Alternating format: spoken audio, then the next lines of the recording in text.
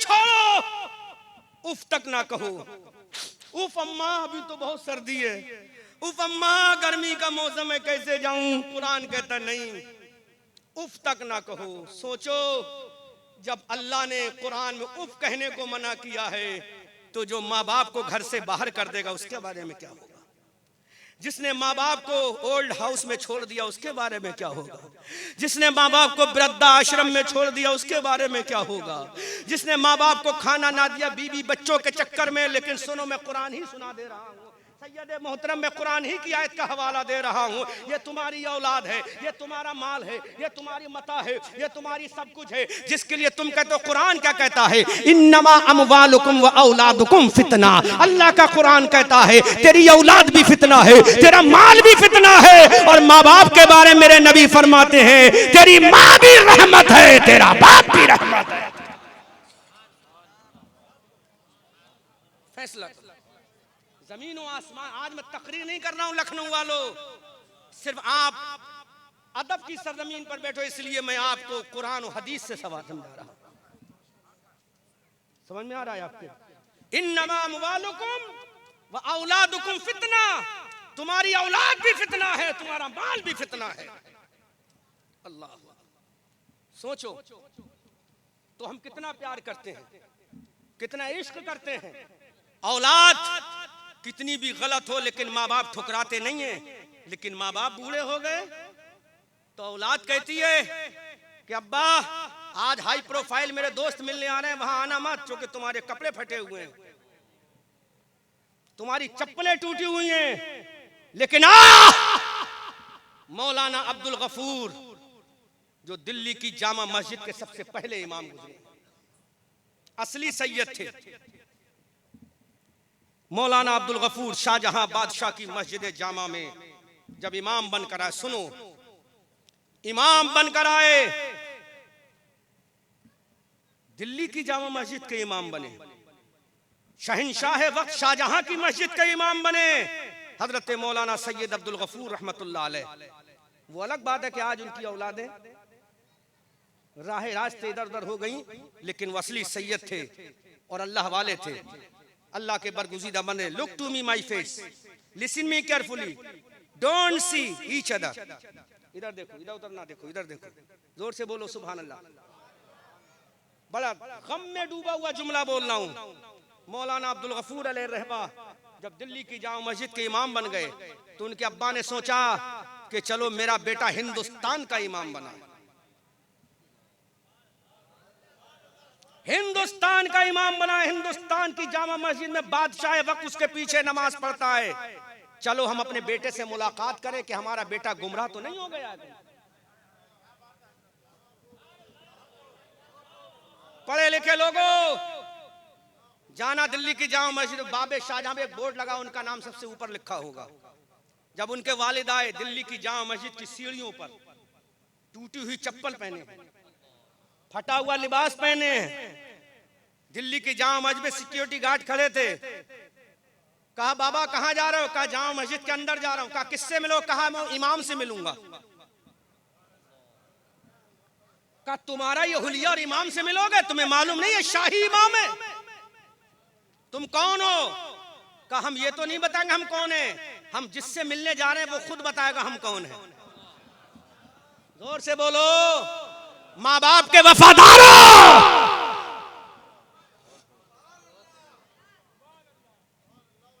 जिद पकड़ गए, जिद पकड़ गए तो कहा हम कैसे बताएं इमाम साहब आपके बारे में आपको? तो कहा जाओ हमारा नाम इमाम के कानों में चुपके से बता देना। कौन है हम ये मत बताना, सिर्फ नाम बता देना हमारा नाम, हम कौन है। अल्लाहु अकबर कबीरा। लखनऊ वालों सुनो, हजरत मौलाना अब्दुल गफूर अलैहि रहमा के वालिद ने अपना नाम बताया। इमाम साहब मुसल्ले पर बैठ नमाज पढ़ के फारिग हुए थे, शाहजहां जैसा बादशाह मुसाफा कर रहा था।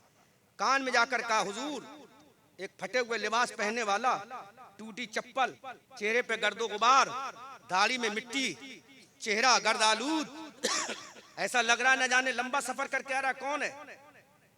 हो सकता है कोई फकीर भी हो सकता है, कोई दुर्वेश भी हो सकता है, कौन है पता नहीं, लेकिन चेहरे पे बड़ी मिट्टी लगी है, फटा हुआ लिबास पहना है। वो अपना नाम ये बताता है, आपसे मिलने के लिए जिद करता है। जोर से बोलो सुभान अल्लाह। अच्छा, शाहजहां लाइन में खड़ा है,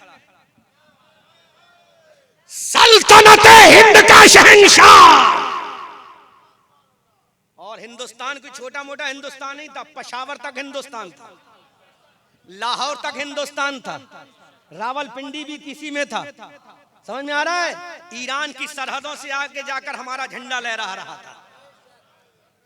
शाहजहां को छोड़ा। आज तो एक विधायक के चक्कर में माँ बाप को भूल जाते हैं। अरे विधायक तो छोड़ो, एक महल्ले के पार्षद के चक्कर में भूल जाते हैं। शाहजहां को छोड़ा।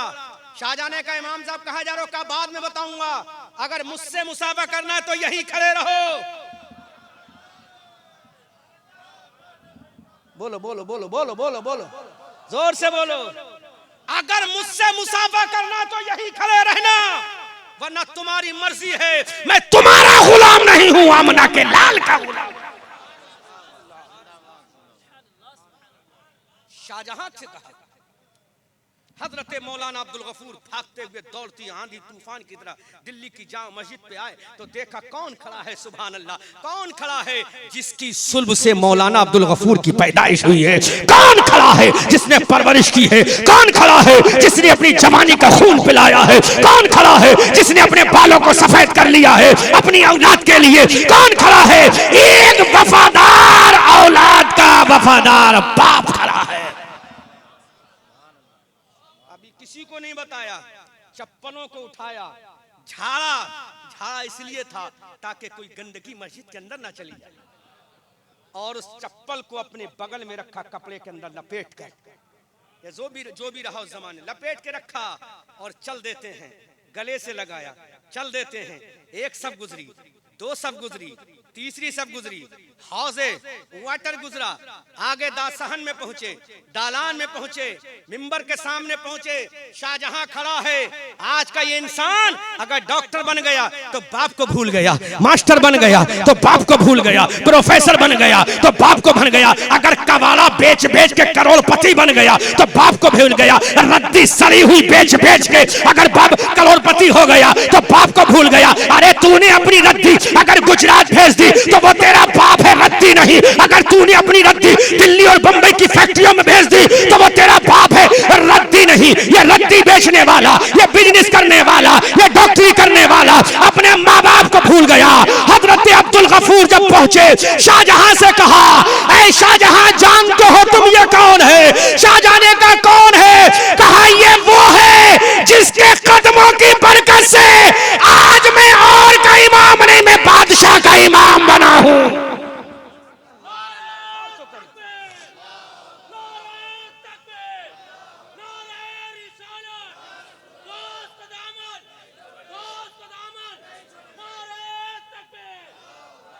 सोचो जरा। और हजरत शाहजहां से कहते हैं, इन्हीं की कदमों की धूल का सदका है जो आज मैं किसी और का इमाम नहीं, हिंदुस्तान के बादशाह का इमाम। का ये है कौन? कहा ये मेरे प्यारे अब्बा जान हैं।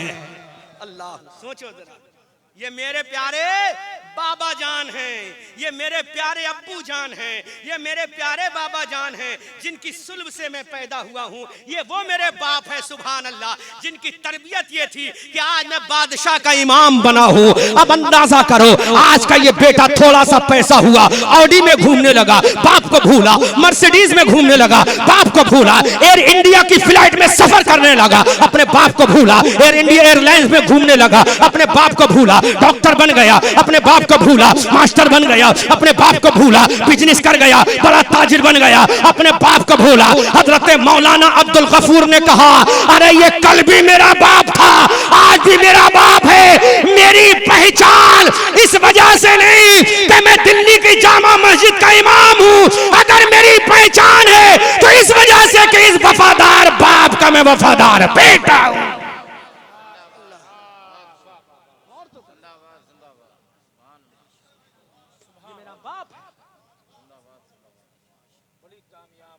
मेरा बाप है, ये मेरे अब्बू जान है। अल्लाह अकबर कबीरा। सोचो मुसलमानों, हम नहीं कहते तुम कारोबार मत करो, करो। अल्लाह तुम्हें अभी मर्सिडीज दी, ऑडी दे दे, ऑडी से भी ऊंची कार दे दे जो दुनिया में सबसे महंगी कार हो, लेकिन वो सबसे महंगी कार उसी वक्त कामयाब है जब बाप की जूती उसकी गद्दी पे रखी हो।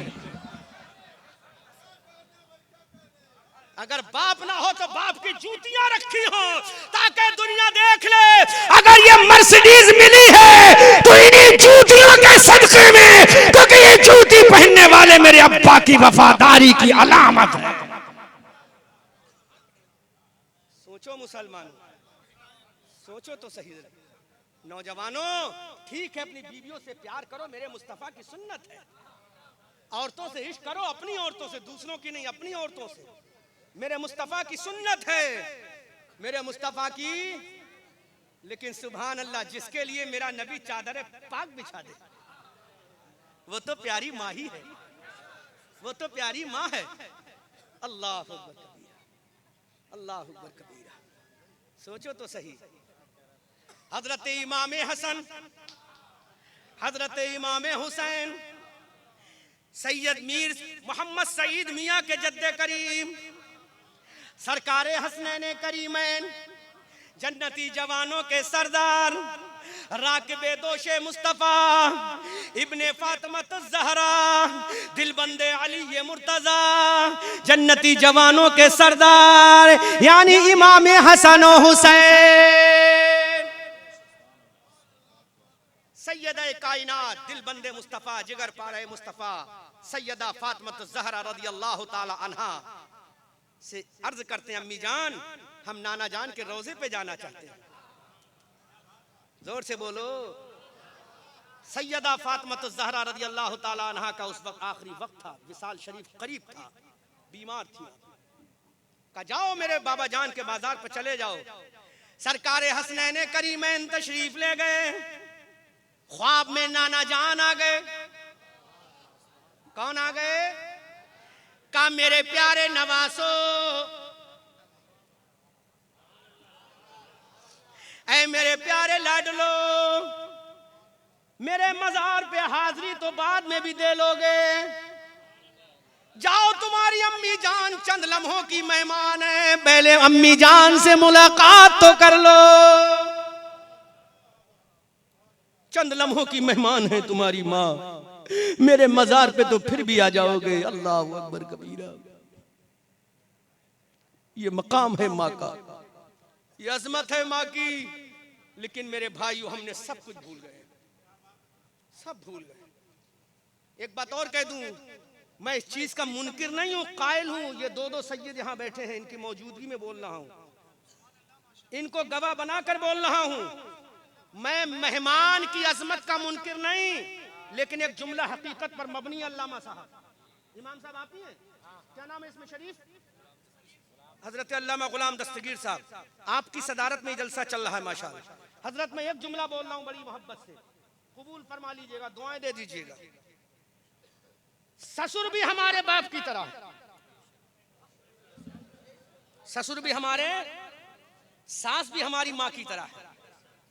हमें सास ससुर की इज्जत खूब करना चाहिए, सर से लेकर पांव तक, सर से लेकर करना चाहिए, क्योंकि मिसले वालिदैन हैं।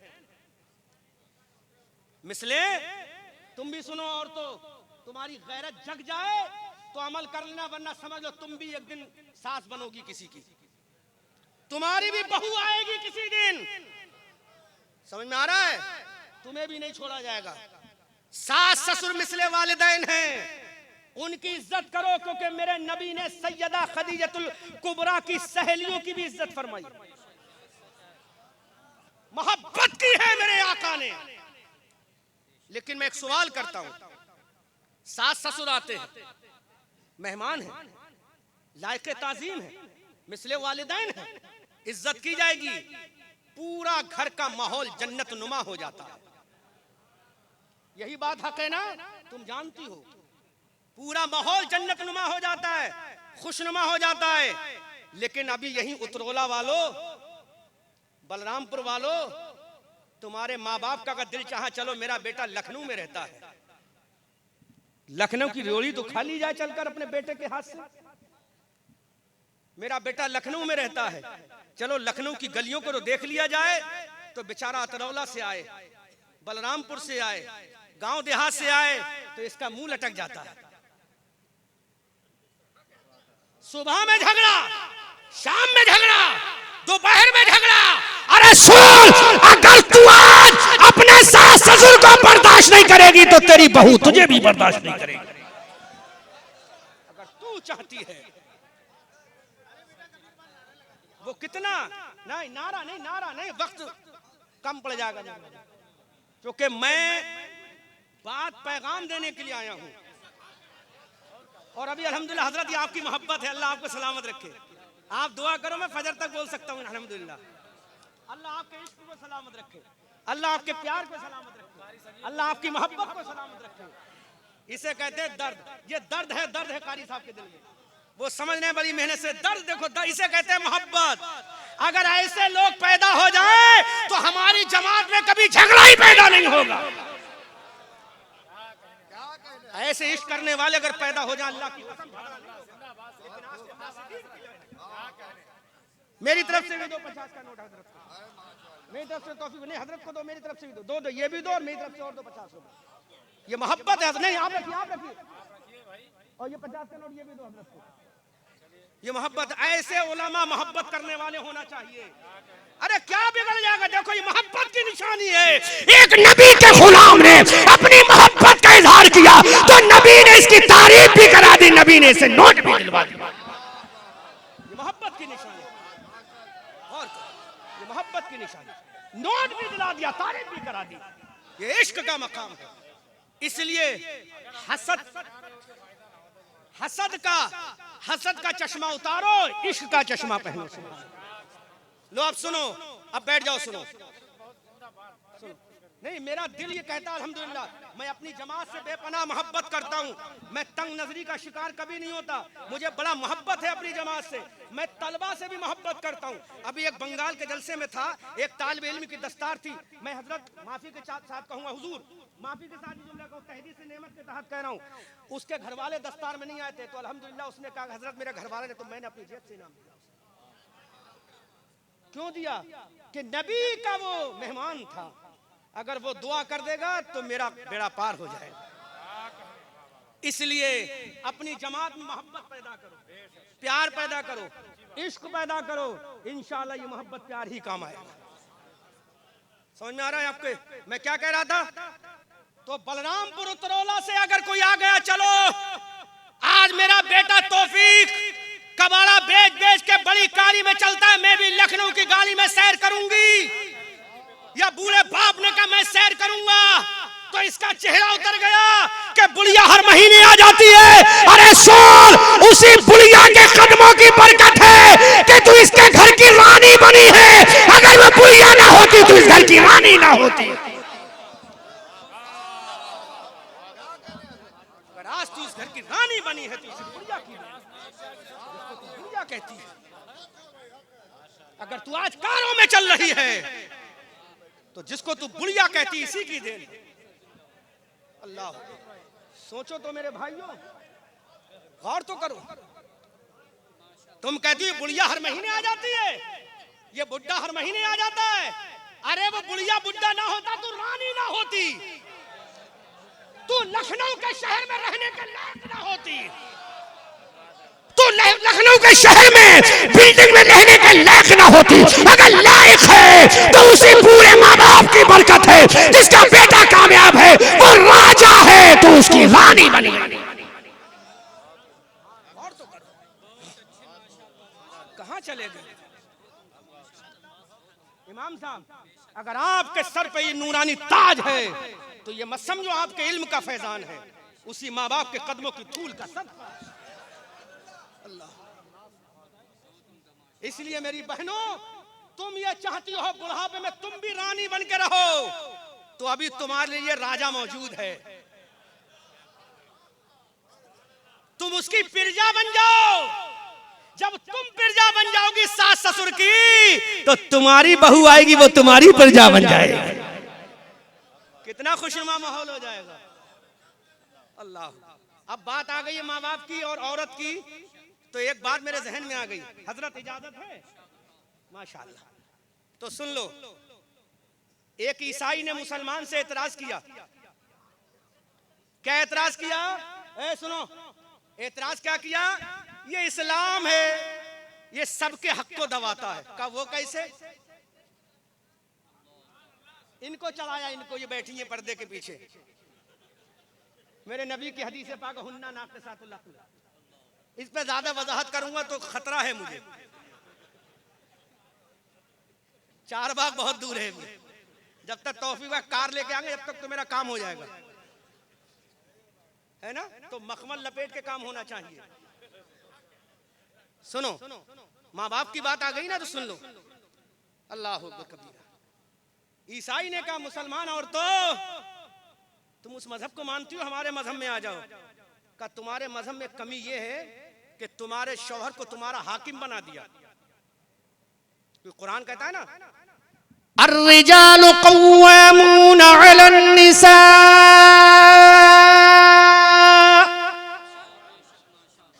अल्लाह का कुरान कहता है, ऐ औरतों, ऐ मर्दों, हमने तुम्हें औरतों पर हाकिम बनाया। क्या बनाया? क्या बनाया? बादशाह समझ लो, राजा समझ लो। जोर से बोलो। अल्लाह का कुरान, कुरान का 5वां पारा, 5वें पारे की सूरह निसा, अर्रिजालु क़व्वामून अलन्निसा। जोर से, पीछे वालों, माँ की मोहब्बत में, बाप के इश्क में, दादा की उल्फत में, सास ससुर के प्यार में। शरीयत में हमारी ये भी है ना, सास ससुर की मोहब्बत भी करो, मिसले वालिदैन, है ना? तो उसने कहा तुम इस्लाम छोड़ो। देखो, मर्दों को बादशाह बना दिया, तुम्हें नौकरानी बना दिया। तो ये औरत पढ़ी लिखी तो है नहीं, कोई कॉलेज में गई, यूनिवर्सिटी में, इसने कुरान पढ़ा ही नहीं। मदरसे, वो तो अल्लाह का फजल, अल्लाह सलामत रखे सरकार मुहद्दिस कबीर दामजिल्लुल आली को, जिन्होंने सबसे पहले लड़कियों के मदरसे खोल कर बड़ा एहसान किया इस उम्मत पर। हुजूर मुहद्दिस कबीर अल्लामा ज़ियाउल मुस्तफ़ा दामजिल्लुल आली अतालल्लाहु उमर, अल्लाह हजरत की उम्र को खूब लंबी फरमाए और उनका साया अवाम अहले सुन्नत पर तादिर कायम दायम फरमाए। तो मदरसे में तो गई नहीं, कभी कुरान पढ़ा नहीं, हदीस पढ़ी नहीं, उसके बहकावे में आ गए। हाँ, बात तो सही कहते हो, बात तो, लेकिन वहीं पे खड़ा था कोई इन जैसा आलिम, अल्लामा गुलाम दस्तगीर जैसा आलिम खड़ा था। अल्लामा गुलाम दस्तगीर जैसा आलिम खड़ा, ललकार का, ओ ईसाई दरा, तूने हमारी बहन को गुमराह करने की कोशिश की, तुझे मालूम नहीं जब तक नबी का, उम्मत का एक भी आलिम रहेगा, इस्लाम की हिफाजत करता रहेगा। ललकार के कहो, ईसाई दरा, भी गुलाम दस्तगीर मौजूद है यहाँ। सुनो, ईमान ताजा हो जाएगा। उस बहन को भी बुलाया, ईसाई को भी बुलाया, अल्लामा गुलाम दस्तगीर जैसा आलिम बीच में खड़ा हो गया। कहा भी तूने क्या कहा? कहा देखो, मर्दों को हाकिम बनाया, औरतों को महकूम बना दिया। और कुरान में अल्लाह ने कह भी दिया, ऐलान भी कर दिया, रिजालु क़व्वामून अलन्निसा, है कि नहीं बच्चों? तलबा हाफिज कुरान हो आप, 5वां पारा है सूरह निसा, है कि नहीं? हाँ, नहीं तो यूट्यूब में देख लो, समझ में आ रहा? अल्लामा गुलाम दस्तगीर जैसे आलिम ने कहा, अच्छा फिर से कहना। अब औरत का नजरिया पूछा, हाँ बहन तू क्या कहती है? का बात तो सही कह रहा है ईसाई। तो जलाल में आ गया अल्लामा गुलाम दस्तगीर का, सुन, सही ये नहीं कह रहा है, सही अल्लाह का कुरान कह रहा है। का वो कैसे? और तो सुनो, सुनो और तो, का वो कैसे? का तेरे ऊपर कितनों को बादशाह बनाया? सिर्फ एक को।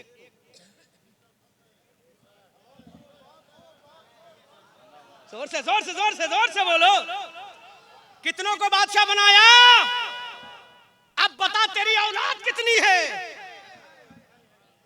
तो कहा मेरे 4-5 बेटे हैं। तो अल्लाह ताला मेरे पानी ने कहा, अरे अरे तू एक बादशाह की बीबी है और तेरी बादशाह तेरे ऊपर एक बादशाह है और तू 4 लोगों के ऊपर बादशाहत कर रही है।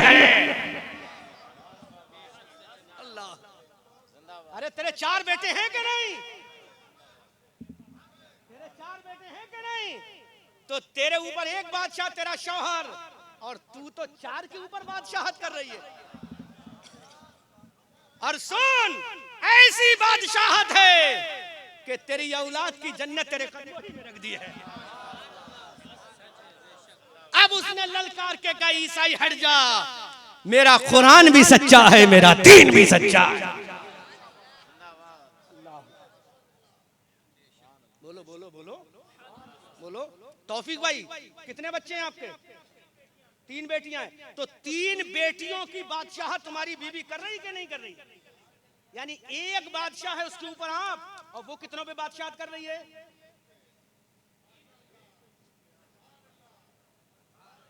तो ये मर्तबा किसने दिया? हमारे कुरान ने दिया। अल्लाह, इसलिए मेरी बहनों अपने कुरान के करीब आओ, अपने रसूल की तालीम के करीब आओ, अपने मजहब के करीब आओ, अपने उलमा से मसाइल पूछवाओ, अपने शौहरों के जरिए, अपने बेटों के जरिए, अपने भाइयों के जरिए कुरान और हदीस समझने की कोशिश करो, तो इंशाअल्लाह दुनिया तुम्हें गुम नहीं कर सकती। 14वीं के चांद की तरह तुम्हारा ईमान भी चमकेगा, तुम्हारा अकीदा भी चमकेगा। इसलिए वक्त तो बहुत ज्यादा हो गया, मैं टाइम लगा रहा 1 घंटा तकरीर करता हूं, लेकिन 1.5 घंटा हो गया। तौफीक भाई समझ रहे हो ना मामला? समझ में आ रहा है ना? हाँ, जोर से बोलो, जोर से बोलो। लखनवी लोगों बोलो, नखलवी नवाबो, महफिल भी नवाबों वाली सजाइए। कुर्सियां डलवा दी है ना, कुर्सी के चक्कर में ज़ेरो ज़बर हो रहा है, इधर की उधर की जा रही है। देख ले, इधर की उधर करने वाले नबी का गुलाम भी यहाँ कुर्सी पर बैठा है। अल्लाह सुभान अल्लाह। इसलिए मेरे भाइयों, तुम्हारा मजहब अफजल वाला है, तुम्हारा दीन बरतर वाला है, तुम्हारा नबी सबसे आला है, तुम्हारा कुरान सबसे अफजल है। कोई दुनिया की ताकत नहीं है तुम्हारे कुरान से मुकाबला कर रहे हो। Provide you will have to read the holy Quran in the one day and night, again to again, if you want to get success in your life in the world. अपने माँ बाप के सामने, इसका तर्जमा नहीं लगा रहा जो इंग्लिश बोल रहा हूँ, तर्जमा और बात का कर रहा हूँ मैं, और बात कर रहा हूँ। तो इसलिए मेरी बहनों, तुम चाहती हो तुम्हें भी मलका बना के रखा जाए, तो तुम अपने सास ससुर की इज्जत करो। अच्छा, एक बात और बता दूं, कह दूं, बुरा तो नहीं लगेगा इन्हें? बुरा लगे मेरी बहनों माफ करना, इजाजत है, उधर से तो इजाजत ले आओ। तुम तो इजाजत कह के रफू चक्कर हो जाओगे, बचाओगे भी नहीं। अगर आना शुरू हो गई तो बचा भी नहीं पाओगे, भाग खड़े हो जाओगे। लो सुन लो मेरी बहनों, मेरी प्यारी माँ बहनों, सुनो, वो सास तुम्हारी कैसे मुखालिफ हो सकती है? मैं प्रैक्टिकल, वो सास कैसे मुखालिफ हो सकती है जो बड़ी रात दिन दुआएं करती थी, या अल्लाह मेरे घर, मेरे बेटे के घर में चांद जैसी दुल्हनिया दे दे। वो बूढ़ा बाप कैसे तुम्हारे मुखालिफ हो सकता है? जिस बूढ़े बाप ने अपनी प्रॉपर्टी का मालिक तुम्हें बना दिया। अच्छा बोलो, यहां जितने लोग बैठे हैं, वो सबके बाप ने अपनी बहू को मालिक बनाया कि नहीं बनाया? तौफीक भाई, तुम्हारे अब्बा की प्रॉपर्टी में तुम मालिक बने नहीं बने? अब सोना चांदी किसके पास रख रहे हो? हीरे मोती किसके पास रख रहे हो? ये गद्दी रद्दी की आने वाली कीमत किसके पास रख रहे हो? तो ये बूढ़े बाप का सदका है। ए मेरी बहन, तू राजी हो जा, तेरा सास भी मिसले वालिद माँ है, तेरा ससुर मिसले वालिद है। आज तू माँ बाप सास ससुर की इज्जत कर ले, जब तू अपनी बहू लेकर आएगी तो वो तेरी इज्जत करेगी। करेगी नहीं करेगी? लेकिन एक बात मैं कह रहा हूं, मेरे जहन में आ गई तो कही दे रहा हूं। जब ये जवान रहती है तो अपने शौहर से कहती है कि अपने माँ बाप से दूर रहो, अपने माँ बाप से दूर रहो, छोड़ो बलरामपुर, छोड़ो गोंडा, छोड़ो तरौला, छोड़ो, चलो लखनऊ में अकेले रखेंगे, मजा करेंगे, खाएंगे पिएंगे। लखनऊ की शाम का मजा लेंगे, दोनों रहेंगे, बूढ़े माँ बाप को ही छोड़ो। लेकिन जब ये खुद बुढ़िया होती है, जब ये खुद बूढ़ी होती है तो कहती बेटा हम तेरे माँ बाप हैं, तेरी माँ है, हमने बड़ी मेहनत से पाला, तू हमसे जुदा मत होना। ऐ मेरी बहन, आज तेरे दिल में ये तमन्ना आ गई, अपनी औलाद से कहती है मेरे बेटे जुदा मत होना। काश तू उस बूढ़ी सास से भी पूछ लेती उसके दिल पे क्या गुजरी होगी, उसके दिल में क्या गुजरी होगी, उस बूढ़े ससुर के दिल पे क्या गुजरी होगी जब तू अपने शौहर से कह के आई होगी कि चलो हम यहाँ नहीं रहेंगे, हम लखनऊ में अकेले रहेंगे, इनको यहीं मरने दो, इनको यहीं सड़ने दो। जब तू घर से निकली होगी तो तेरे सास का कलेजा कैसा फटा होगा, तेरे ससुर का कलेजा कैसे फटा होगा। काश तू उस वक्त कह देती ऐ मेरी सास तुम भी सुनो, ऐ मेरे अब्बा ससुर तुम भी सुनो, हम तुम्हें छोड़ के नहीं जा रहे बल्कि तुम्हें अपने साथ लेकर जाएंगे, जहां हम रहेंगे वहां तुम रहोगे, रूखी सूखी हम भी खाएंगे तुम भी खाओगे, क्योंकि हमें तुम्हारी दौलत की जरूरत नहीं, तुम्हारी दुआ की जरूरत है।